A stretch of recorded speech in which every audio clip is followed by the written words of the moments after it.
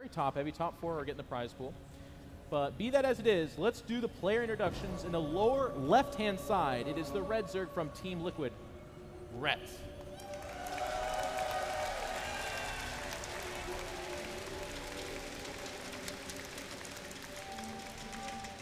And his opponents, the Korean Protoss, the #1 NASL seed. It is Slayer's Puzzle.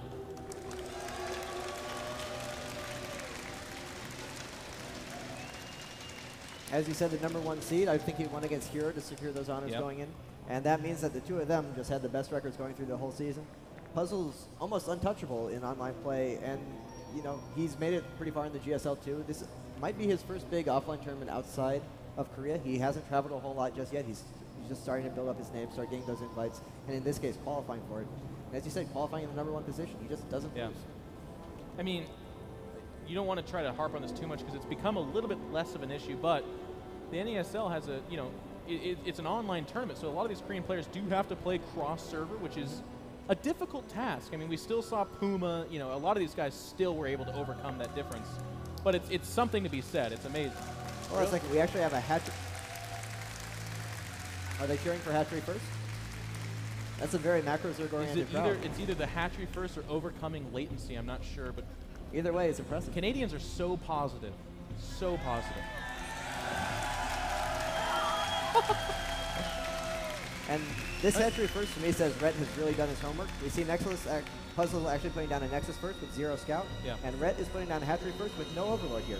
There could be a cannon building right here, and he would not know about it. So I really think that he knows that Puzzle likes to go Nexus first, particularly on this map, and he was just willing to gamble on that and go for the 15 hatchery and get that really, really good economy early on. And that's one of the cooler things about a final like this. Both these guys knew who they were facing for a pretty long time. And we had the pleasure of seeing Huck train for his match with Slayer's Alicia.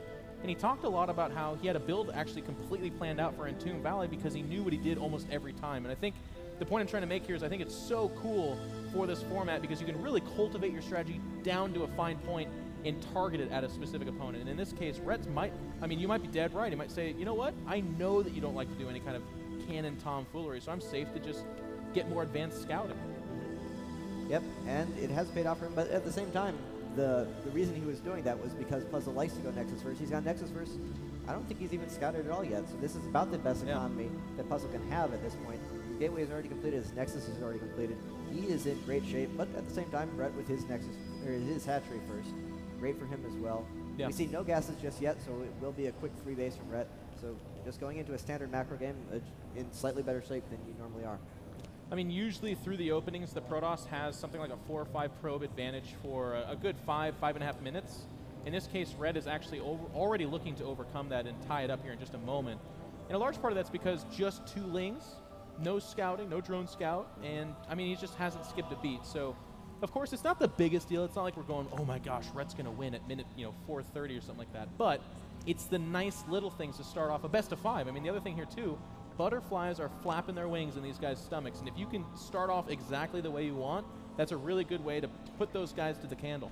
Yeah, as Zerg, you feel if you go 15 pool and then you get your 3 hatcheries down, that's pretty good. You're comfortable with that. So to then get away with a 15 hatchery into 3 pool, you just feel absolutely great. That puts you, it makes you feel like you're in control of the game, and just that feeling is as important as actually being in control of the game. So this is great for Rhett. So I appreciate you. Thank you.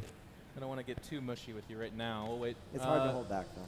A lot of gateways do go down. 3 in the top right-hand corner. That's, of course, not where an Overlord is, but Rhett actually is already having his Overlord chased off and corralled by the Stalker that was chrono boosted out. Now, when it was chrono boosted, I had a feeling that it was going to go across the map, try to see if it can't do some damage there, but there's a pylon dropping outside Rhett's base.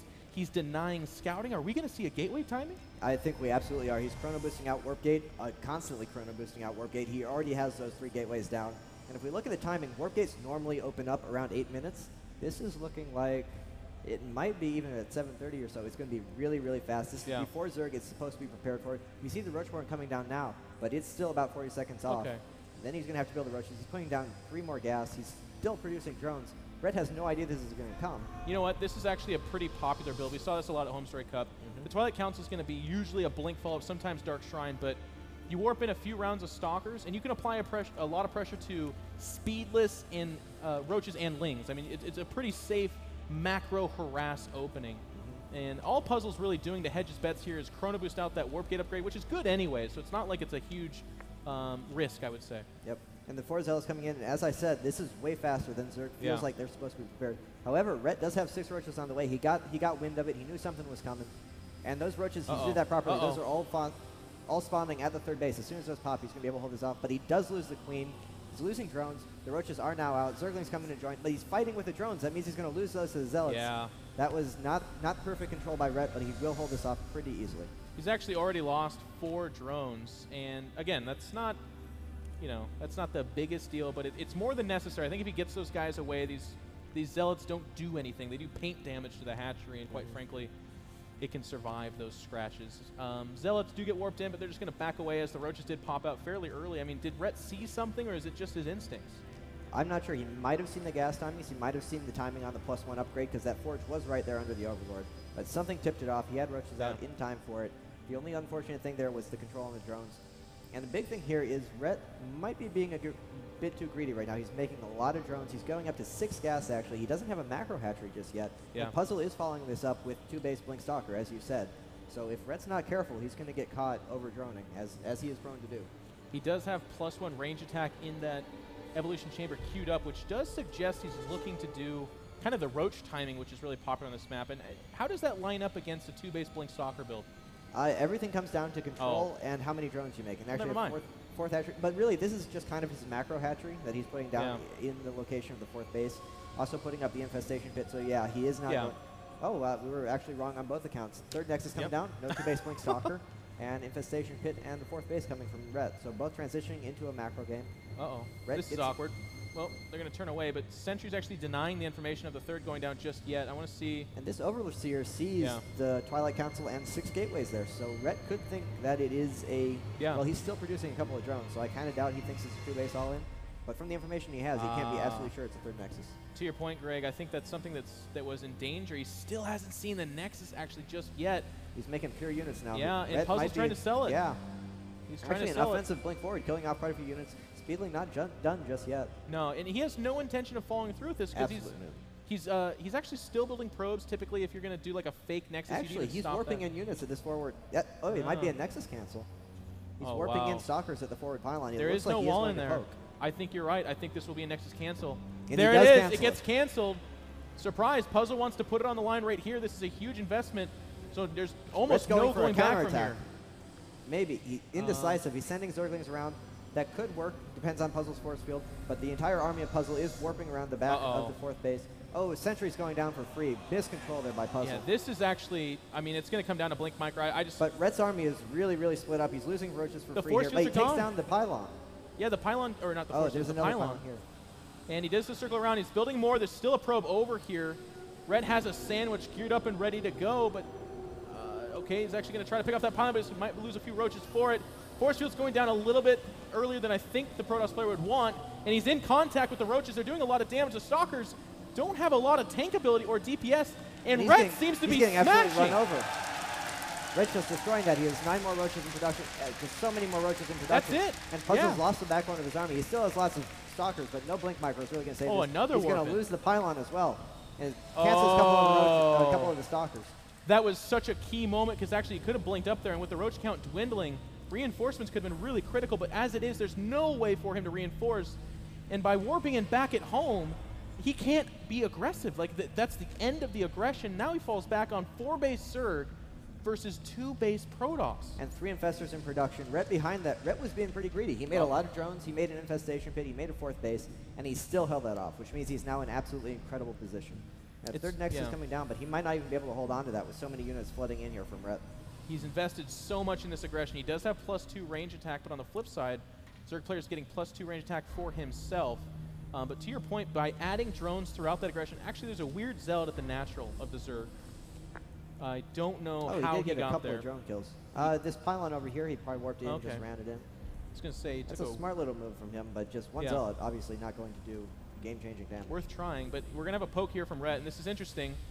I think it's enough. He might be able to force a cancel on that, but there's a lot of force fields. Good force fields from Puzzle. Force fields. He needs one more.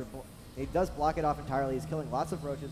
Good control from Pardon me, from Puzzle. Infestor's joining the battle. If he gets one good fungal and runs in there, this could be pretty bad, but great force fields from Puzzle here. Amazing force fields. And honestly, any less force, I mean, it's a weird way to say this, but any less good force fields there and he's in trouble. He might have taken too much, though, off us and Blink. Yeah.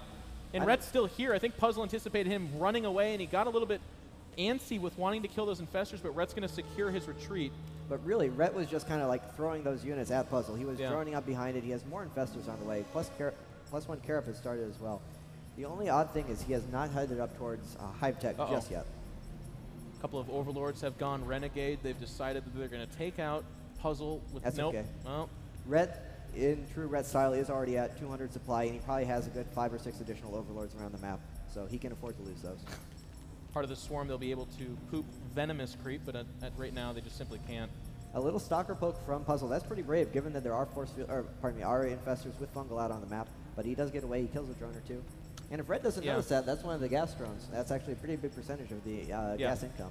Well, I mean, it's a big risk, we say, but to be honest, he's so far behind. He's down 40 supply. I mean, just in every way, shape, and form. I'm not going to break it down entirely because it's like pick your poison. He's behind in it. So Blink Stalkers offer that mobility for him to have a chance to take an advantageous way to get back in this game. As it is, Rhett's closing the door and slamming it shut. A 5th hatchery going down at the lower right-hand side. He's added the 2nd Evo chamber. And there's the Hive being queued up as well as the Spire. What you do from here is exactly as Idris said at the beginning of the game. You're going to put down 30-ish Spine Crawlers, defend the Broodlords, and then lull your way to victory. The interesting thing is Puzzle's actually ahead in Harvesters. It's 76 76 probes to 72 drones. I'd slap you if I thought that was... It is true. It is true. It makes no sense whatsoever. How does Rhett let that happen? How does Rhett, of all people, let that happen? Know. And he's looking to attack, and that's a lot of units and a lot of Infestors. Everything's going to come down to the force fields from Puzzle here, but he really has no high-tech units. He doesn't have Colossus yet, doesn't have Templar. I think he's just sharking around. I mean, you want to get rid of some of the energy off these Infestors. You don't want to lose them, but this is a really key moment in time. The Zerg player is maxed, and while you do lose some supply by building things like Spine Crawlers, you can't rely on just Spine Crawlers. You don't want to sit on this army into the late game, so he's going to try to trade this out and use the Infestors to get that trade really cost-effective. Pulls back. A couple infested Terrans coming out, looking for the fungal. Big fungal there, and not perfect force fields. The Zerglings all get in, surrounded from the bottom as well, and he's now clumped up perfectly. If any fungals can get off on that army, it'd be absolutely devastating for Those Puzzle. Initial force fields do keep most of the Infestors out of range, and as the ground army gets dried up, Puzzle's saying, wait a second, these Infestors might be undefended. He can blink in and kill those off. You avoid these infested Terrans, run down the... You done goofed, Rhett. You done goofed. No burrow. All of those are going to die. There's an observer there anyway.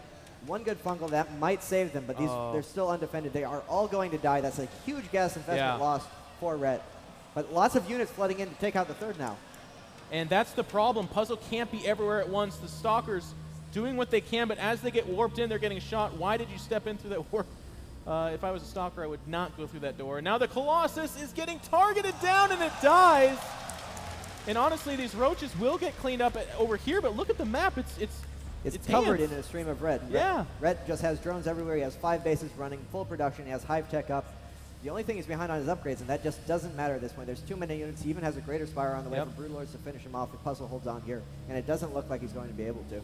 I feel like the Nexus is almost a right-click from dying, but at this point, the Blink Stalkers will clean up these roaches. And behind this, another kind of... just wave after wave of units coming in and wearing Puzzle down. This is like a more flaccid wave of roaches, though. This doesn't really belong here. It does, but at this point, he's just keeping him busy until he gets up to Broodlord. He has such an account. Actually, no drones down here. He's trying to buy himself Not a lot time. of drones here. Rhett, just surprisingly, very opposed to his normal style. He's playing very aggressive, relatively low drone. Still lots of bases. He has the potential to drone up and beyond 5 base income anytime he wants. Well, there's blood in the water. I think Rhett thinks he could almost just win it with these roaches, and quite frankly, I don't disagree with him in that regard. It's 39 Harvesters killed by Rhett to just the 20. Well, 26 is a lot from Puzzle as well. I'm not quite sure where he got all those kills. Did I look at that right? Yeah. Did I just... That means Rhett's killed 39 and Puzzle's killed 26. I just don't know where the 26 drones died. There might have been some harass we missed or something. Yeah, I don't know, actually. Okay, well, 76 drones to 54 probes.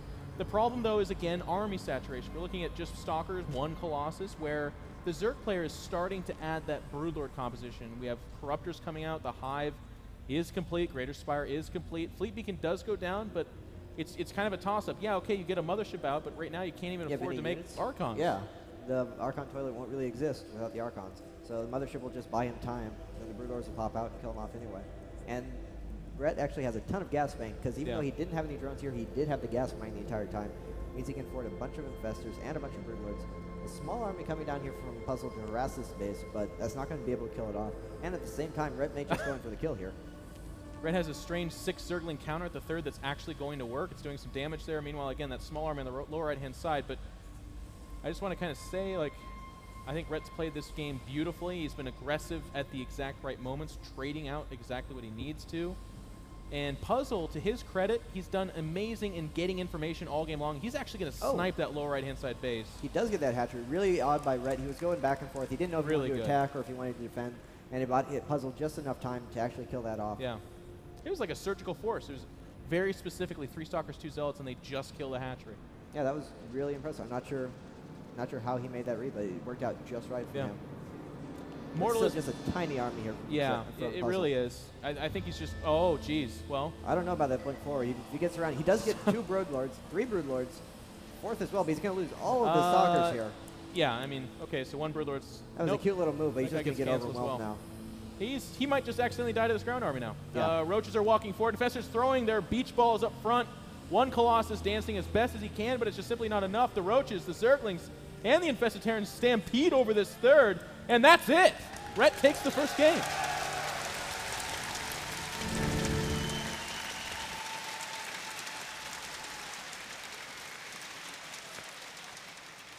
Liquid Rhett executing in beautiful fashion the fake Broodlord tech switch, and then just actually going to the Roaches. point of putting 5 Broodlords right in front of him and inviting him to kill them. That was a very dedicated fake. You want this, don't you? Well, that was... I can't blame Puzzle. I mean, he can't actually fight the Broodlords if they do morph. He had no choice at that point. Going forward was the best he could do. Incredibly well done by Rhett, and little sloppy ending, but it doesn't really matter at that point. I mean, winning the first game in a best-of-5 is such a big deal. Again, that's going to calm your nerves. It gives you kind of space to realize, okay, the ball's in Puzzle's court. I just have to react. And Rhett is a reactive Zerg. You talked about how he wants to play that more passive style, absorb the Protoss, and then counter with his Broodlords. We'll have to see if he ends up getting there. But before we go to a commercial break, guys, let's give some love to the sponsors. Interceptor Group, Cyberactive, Esports Canada, Epson, ISO, Kingston HyperX, GameMinder, iBuyPower. Give them some love, guys. A round of applause, please. Very good. Okay, and before we get into our next match, game number 2, we're going to go to a commercial break. We'll be right back.